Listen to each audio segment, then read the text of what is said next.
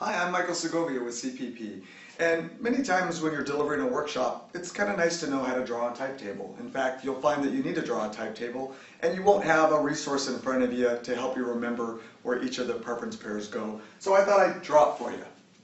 First, in fact, the easy part, just draw a box. Now what you do is divide the box in half, and in half again, and then divide each of those boxes in half yet again.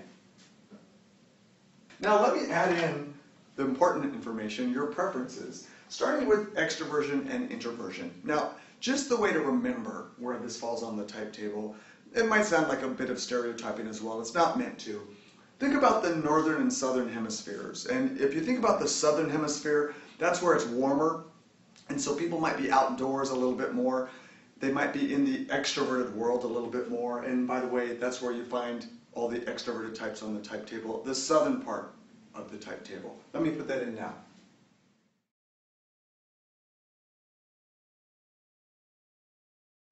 And if you think of the northern hemisphere, it's a little colder, and so people might be more indoors, maybe in that introverted world, and that's where you find all the introverted types on the northern part of the type table. I'll put those in.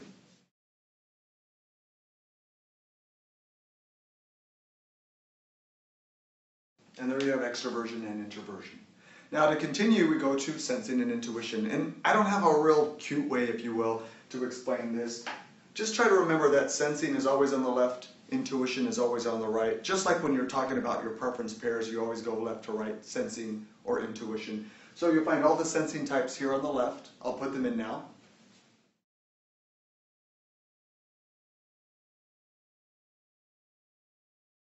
And all the intuitive types over on the right.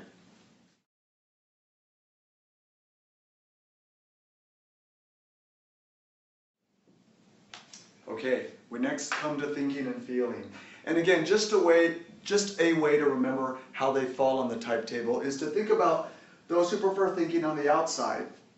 So those who prefer feeling can be together. Some people will say harmonizing or maybe holding hands. However you want to remember it would be fine.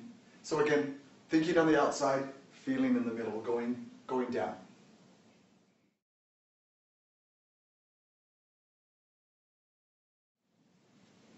And then feeling in the middle.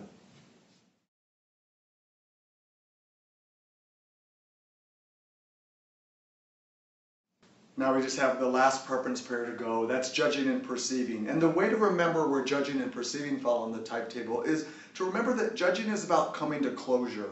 And that's what happens on the type table. All the types that prefer judging will provide closure to the top and bottom of the type table. So those who prefer perceiving, one way to think about it again, so they don't go running off. Again, just one way to remember how this falls on the type table. So I'll put those in now.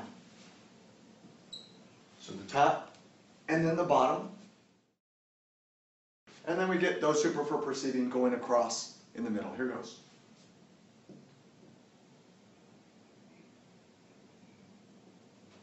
And that's how you draw a type table.